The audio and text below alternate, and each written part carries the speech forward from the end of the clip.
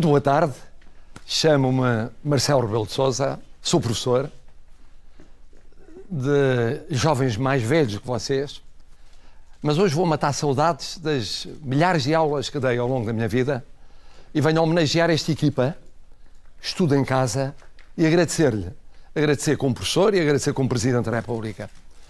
O tema é lições da pandemia. Todos vivemos a pandemia, estamos a viver a pandemia, vamos viver a pandemia durante um tempo, mas primeiro queria abraçar os professores que tanto trabalharam para porem de pé estas aulas. Os pais, os avós, que nunca estudaram tanto na vida, pelo menos nos últimos tempos. Depois vocês, que tiveram semanas e meses completamente diferentes. Mas queria agradecer ao Ministério da Educação, queria agradecer à RTP, queria agradecer à Gulbenkian, queria agradecer a todos os que permitiram este projeto. Foi sensacional e foi um grande serviço ao país. Lições da pandemia. Vocês sabem o que é uma pandemia. Uma pandemia é uma epidemia, isto é, portanto, uma doença contagiosa que está espalhada por um continente ou por vários continentes. Esta, a Covid-19, por todo o mundo. E quais são as 10 lições que eu escolhi desta pandemia? A primeira lição é muito óbvia. A coisa mais importante da vida é precisamente a vida e a saúde. Tudo o resto não é possível ou perde sentido sem vida e saúde. A educação, o trabalho, o divertimento, o desporto, nada disso é possível sem vida e saúde.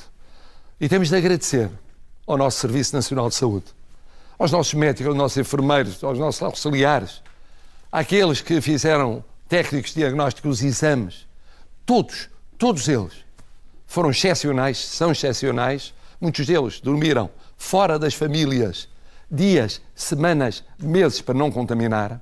É a primeira lição. A segunda lição é a de que se a pandemia é de todo o mundo, deve ser todo o mundo unido a tratar da pandemia, a prevenir, a evitar e depois a responder, a combater. Infelizmente isto não aconteceu. Não aconteceu. Em muitos momentos cada um foi para o seu lado. E quem sofreu mais? As pessoas. E é bom que não venha a acontecer quando chegarem os medicamentos, quando chegarem as vacinas, para não serem só para alguns, serem para todos. Não pode haver cidadãos do mundo de primeira, de segunda, terceira e quarta em medicamentos e vacinas. A terceira lição que nós vivemos-la na Europa. Nós pertencemos à Europa, nós pertencemos à União Europeia. A Europa também andou distraída no início. Houve países que pensaram que escapavam ao vírus, como se o vírus não conhecesse fronteiras. Achavam que era de algumas apenas sociedades, de algumas economias. Mas a Europa percebeu. Tarde, mas percebeu. E apesar de tudo foi menos egoísta do que foi boa parte do mundo. A quarta lição é a seguinte. Nesta epidemia, o vírus pegava-se com muita facilidade. A gente de todas as idades. E, portanto, muitos de nós ficámos em casa durante semanas ou meses. Mas só pudemos ficar em casa semanas ou meses porque houve quem fosse trabalhar. Houve quem fosse trabalhar para não parar a economia. Houve quem fosse tratar da água, da eletricidade, do gás, do esgoto, do lixo, da segurança, dos transportes, das comunicações, dos telefones, dos correios, das mercadorias. E nunca é demais agradecermos porque eles aguentaram, trabalhando com risco, aquilo que permitiu que nós ficássemos em casa. A quinta lição é uma lição que merece mais umas palavrinhas. O vírus atacou toda a gente, ataca toda a gente, mas ataca sobretudo quem? Os mais idosos, como eu, que tenho 71 anos, verdadeiramente 71 anos e meio, os mais doentes do coração, dos pulmões, de cancros, de doenças mais graves. E a nossa obrigação, e a vossa obrigação, vocês são mais novos, não pensarem que são eternos e não pensarem que não devem seguir as regras de saúde. A máscara quando necessária, a distância quando imposta, os cuidados de limpeza, para proteger os mais velhos e mais doentes. E ao mesmo tempo pensarem aquilo que lhes devem, que nos devem. Porque nos devem muita experiência, muito trabalho ao longo da vida e até tratarmos de vós. Levar à escola, trazer da escola, estudar, substituir os pais em muitas circunstâncias. Não se esqueçam disso. Uma outra lição desta epidemia é que o vírus ataca todos, mas ataca sobretudo os mais pobres, os mais fracos, os mais carenciados. Esses têm menos capacidade de resposta. Porque não têm teto, são sem abrigo, porque têm casas sem condições, porque vivem a camaratas, porque não têm água, porque não têm eletricidade, porque as condições de saúde não são as mesmas que muitos de vocês têm. Ora, nós temos que mudar um bocadinho o país. Porque se é verdade que temos 1 de quase 3 portugueses que está em grupo de risco, o tal grupo dos mais idosos ou mais doentes, temos 1 de cada 5 residentes em Portugal, portugueses e estrangeiros, que vive abaixo do nível de pobreza. Ou seja, que tem menos capacidade para resistir ao vírus. Quando um dia se fizer os estudos, ver-se-á que, embora haja mais ricos que também foram tocados pelo vírus, foram sobretudo os mais pobres que sofreram com o vírus. Em Portugal, como por todo o mundo. Uma outra lição, que eu chamaria a 7ª lição. E essa 7ª lição é sobre os milhares de imigrantes. Sabem que nós somos um país espalhado pelo mundo. E são milhares de imigrantes que quiseram vir a Portugal nas férias da Páscoa. E nós tivemos de lhes pedir para eles não virem sacrificando o encontro com as famílias. Muitos deles estavam desempregados ou tinham o trabalho parado nesses países onde as economias travaram. Para não virem, para não haver o risco de aumentar o contágio. Vinham de países onde, naquela altura, o contágio era anterior e mais forte do que em Portugal. E sacrificaram-se. E agora estamos a pedir aos milhares e milhares que vêm para férias de verão que tenham cuidado no encontro com os avós, com os pais, com os tios, com os familiares, para conseguirmos ir fazendo baixar o número de infectados em Portugal. E o que é espantoso é que os nossos irmãos, espalhados, sobretudo pela Europa, mas também por todo o mundo, perceberam, aceitaram, colaboraram, vão colaborar, percebendo que é uma causa nacional. É de todos. E depois temos uma 8ª lição. E esta lição também exige que eu perca um bocadinho mais de tempo. Vocês passaram semanas ou meses, como eu passei, em larga medida, fechados em casa, com os vossos irmãos, se for o caso de terem irmãos, com os vossos pais, com os vossos avós, se isso é que aconteceu, e estiveram distantes dos outros familiares, distantes dos vossos amigos, dos vossos colegas de escola. Muito tempo. Nunca tinham estado tanto tempo, nem em férias grandes, longe desses familiares, amigos e colegas. Isso às vezes foi um cansaço. As pessoas cansam-se. Foi mesmo uma irritação. E de vez em quando uma guerra. Mas agora olhem para o aspecto positivo. Nunca, nos últimos anos, tiveram, porventura, tanto tempo juntos com os vossos irmãos e com os vossos pais. Porque os pais têm trabalho. E não estavam em teletrabalho. Normalmente não estavam a trabalhar em casa no computador. Os irmãos estavam noutros anos, de outras escolas ou da mesma escola. Encontravam-se de vez em quando ali, foi de manhã, à tarde, à noite. Juntos. Isso é uma sensação única. Única porque mesmo quando não corre bem, quando se irritam, quando são cansados, quando estão fartos, a família é a família. E puderam estar com aqueles que são os mais queridos, os mais próximos de vós, mais tempo, para se conhecerem melhor. Acabaram por descobrir qualquer coisa na mãe diferente ou qualquer coisa no pai ou no irmão. Isso é inesquecível. Porque é do melhor que nós temos na vida. É realmente o podermos conhecer bem os que significam mais para nós e para a nossa vida. E depois temos uma nona lição. E esta ainda precisa de mais tempo. Mudou muita coisa na vossa vida. Vocês não notaram, são novos. É a primeira vez que têm uma experiência destas. Eu já vivi algumas epidemias, nada comparável com isto. A gripe das aves, a gripe A, foram, apesar de tudo, mesmo quando muito intensas, foram curtas. Esta foi longa, dura. Olhem agora para a China, em que aparecem casos que muitos consideram podem vir a ser uma segunda vaga ou não. Quer dizer, pode haver uma segunda vaga, não se sabe quando nem como. E nós ainda estamos a viver o fim da primeira vaga. O que é que mudou na vida? Olha, nunca se estudou tanto através da internet e com o apoio da televisão. Com o apoio da RTP. Nunca se tinha feito esta experiência. Há muitos anos, e quando se fazia não era assim, tão concentrada. Nunca se trabalhou tanto de casa com computadores.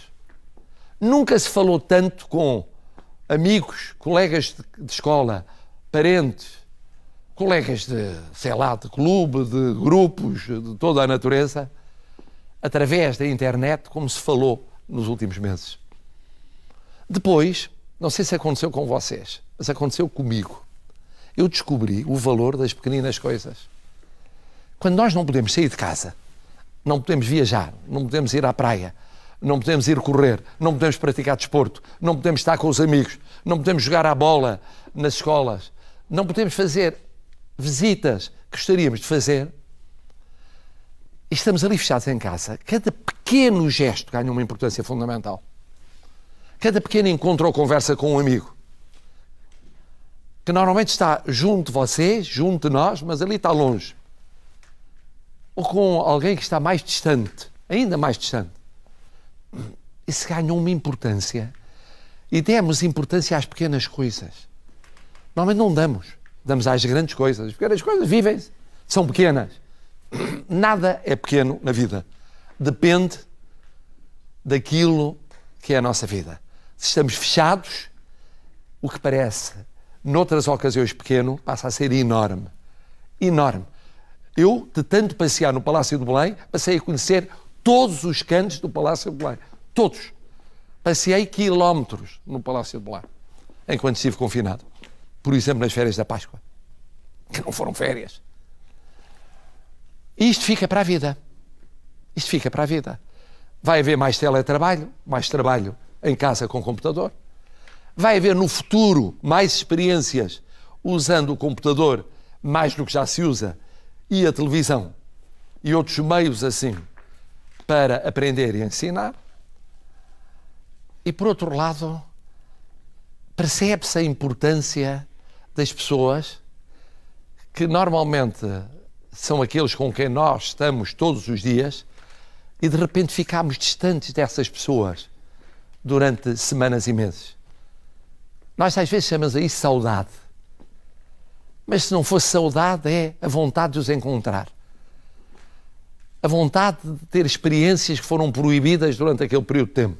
E agora pensem nas pessoas que vivem fechadas todos os dias da sua vida. Não estou a falar só dos presos. Estou a falar daqueles que, por causa da idade, ficam presos em casa, vivem em andares altos e não saem de casa semanas, meses, anos. Os que, por razões físicas, não saem de casa. Os que têm dificuldade de mobilidade, de movimentação e não convivem com os outros. Ponham-se na posição deles, de todas as idades, e imaginem o que é estar preso em casa. Vocês tiveram algum tempo presos em casa. Agora deem o valor daqueles que estão presos em casa contra a vontade, eternidades. Eternidades. Ora, vocês, assim como sentiram quando desconfinaram, que é um novo verbo que foi inventado, isto é, quando saíram, começaram a sair e começaram a encontrar-se, e devem encontrar-se com algum bom senso para ajudar a que de repente não haja o agravamento dos números dos contagiados e não se chegue ao risco de contagiar quem não tem a vossa resistência e, portanto, mais rapidamente pode ter problemas de saúde. Pois, ao fazerem essa experiência, vocês perceberam que muito da vossa vida, de facto, mudou. E mudou para sempre. Mudou para sempre. Só notarão isso daqui a uns tempos, quando olharem para trás e disserem: eu tinha 12 anos, 13 anos, 14 anos, olha, não pude ir aos treinos, não pude ir aos jogos, não pude ir às aulas e estar com os meus amigos, não pude ir à praia, a partir de certa altura o tempo já estava bom, não pude ir à praia, não pude nadar, não pude correr, não pude ir a programas que gostava de fazer, culturais também, não pude ir ao cinema, ou não pude ir ao teatro, ou não pude ir ver espetáculos os mais variados, não pude. E depois, de repente, quando pude, sabem que no outro dia eu fui a um concerto, foi o primeiro concerto que houve depois do período de quarentena ou de confinamento. E de repente, quando entra no palco aquela banda que ia tocar, e mais os dois artistas que iam cantar, há um aplauso louco, que não era um aplauso aos artistas, era um aplauso à liberdade. Era um aplauso às pessoas dizerem: até que enfim, vamos fazer uma coisa que era normal, que era natural, e deixou de ser normal e natural. Agora chama-se o novo normal. Não é novo normal, é uma realidade diferente em que nós estamos a recomeçar a aprender. Eu, como sabem, nadava perto da minha casa, não digo todos os dias, mas muitas vezes. Na semana, 2, 3 vezes por semana. E a minha casa fica perto da praia, e portanto eu ia a correr, nadava, vestia-me, ia trabalhar. Eu vinha de trabalho e aproveitava muitas vezes a hora do almoço para isso, quer quando era professor, quer agora Presidente da República. E durante aquele período em que não era possível ir à praia, eu passeava à noite. Já era possível passear. As pessoas da minha idade podiam fazer um passeio higiênico. E o passeio higiênico eu não tinha animais, não tinha propriamente cães e gatos a viverem comigo, e portanto fazia um passeio higiênico sozinho. E evitava passar pela praia. Passava do outro lado da rua e não olhava para a praia, porque me custava olhar para a praia e dizer: eu não sei quanto tempo não poderei nadar. É uma semana, são 2 semanas, são 3 semanas, são 4 semanas, é 1 mês e meio, é mais do que isso? Quanto tempo, como é? E que depois, quando pude ainda não nadar, mas se aproximava um momento da abertura da praia, eu atravessei a rua e passei a ir pelo passeio ao lado da praia. E a andar no paradão sobre a praia. Mas não punha o pé na praia. O Presidente da República tem que dar o exemplo, não é? Portanto, não podia estar a pôr o pé na praia.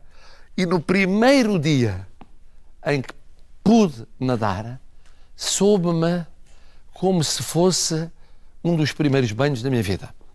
Como se tivesse 5 anos, ou 6 anos, ou 7 anos. Foi quando comecei a mergulhar na praia. Que me lembre. É tudo assim. Dá-se valor àquilo que é raro, mas só foi possível chegar onde chegamos, e é bom que seja a melhorar e não a piorar, porque todos fizemos um sacrifício que era preciso fazer. Percebemos que era preciso fazer o sacrifício. Não era preciso andar uma pessoa atrás de todos nós a multar, a proibir, a aconselhar. Nós percebemos que era muito pior, ou podia ser muito pior, se por livre vontade não tivéssemos feito o que fizemos. Custou. Então, na vossa idade, custou imenso. Porque na vossa idade, acha-se que se é eterno. É. Eu, quando tinha 12, 13, 14 anos, achava que ia viver eternamente. Não morria nunca. Ou morria tão tarde, que nem valia a pena pegar nisso. Pensar nisso. E depois descobre-se que, apesar de tudo, há crianças e jovens que morrem. Mas descobre-se outra coisa mais importante. É que somos todos solidários. Mesmo que não sejam crianças e jovens, somos todos iguais a partilhar aquilo que é de todos. E por isso o esforço teve de ser de todos. E agora, o que apetece, eu digo-vos o que é que me apetece, é chegar ao fim a proibição de abraçar e beijar as pessoas. eu tenho a fama de beijoqueiro. Mas é verdade, sou beijoqueiro. A culpa é dos meus pais. Os meus pais realmente educaram-me assim. Era uma família muito pequena. A minha mãe era órfã de pai e mãe. O meu pai era órfão de pai. E, portanto, a família ficou reduzida a muito pouco. E formámos uma espécie de núcleo duro. E nesse núcleo duro compensávamos o não haver família ampla próxima. Havia pouca. Havia em Celurico de Basto, Cabeceiras de Basto, e muito pouca na zona da Covilhã. Como? Dando carinho uns aos outros. E, portanto, eu agora sou igual ao que os meus pais me educaram a ser. E faz-me falta passar por alguém que é um grande amigo, mais do que um grande amigo, um neto, e não abraçar, e não beijar. E no outro dia aconteceu uma cena incrível, que ainda bem que não foi apanhada pela televisão, senão era o fim do mundo. O meu filho, que vive no Brasil, veio cá, foi uma complicação, porque ele vive confinado no Brasil, em São Paulo. E conseguiu vir, fez não sei quantos testes lá e cá e tal. E quando nos despedimos, depois de estar cá quase 15 dias, em que estivemos várias vezes juntos, mas nunca nos abraçámos e beijámos, ele não resistiu, abraçou-me e beijou-me. E eu, de repente, foi assim, no meio da rua, porque ele ia apanhar o avião, e já estava atrasado, como de costume, e o que acontece é, de repente, eu caí em mim e disse, mas eu estou a fazer uma coisa que não posso fazer. Aconteceu. E vamos à última lição. Vocês estão a acabar o ano letivo. Eu sei o que é acabar o ano letivo. O meu ano letivo acabava também por esta altura, um pouquinho mais cedo. Nesta altura eram exames. E ao acabar o ano letivo, este terceiro período que foi o mundo de pernas para o ar, o mundo de pernas para o ar, em que os professores foram espetaculares, fizeram das tripas de coração, espetacular. Vocês foram espetaculares. Os pais foram espetaculares. Fizemos todos as tripas de coração e estamos a fazer. Pode acontecer que o ano letivo tenha corrido melhor ou pior para cada um de vocês. Em notas, naquilo que aprenderam, no que estudaram ou não estudaram. Isso acontece. Se correu muito bem, então parabéns, foi ótimo. Mas se correu menos bem, vamos imaginar que correu menos bem. Não fiquem desolados, não fiquem desanimados. Porque não é o fim do mundo. Não aprenderam exatamente tudo o que queriam. Não conviveram com os colegas como queriam. Não é a mesma coisa, apesar de tudo, ter assim, com esta competência, esta equipa fabulosa, a professora Teresa Santim, como ouvi há bocadinho, e as várias professoras, os intérpretes de língua gestual, bom, o que fizeram. Mas pensem no seguinte, vocês tiveram a mais importante aula da vossa vida. Estas aulas foram todas importantes, de todas as matérias, mas a grande aula da vossa vida foi terem vivido o que viveram. Olha, eu nunca tinha vivido outras coisas, nunca tinha vivido isto. E sou velhinho. Vocês, novinhos, nunca tinham vivido e espero que não venham a viver. Que é, de repente, haver uma pandemia que para o mundo.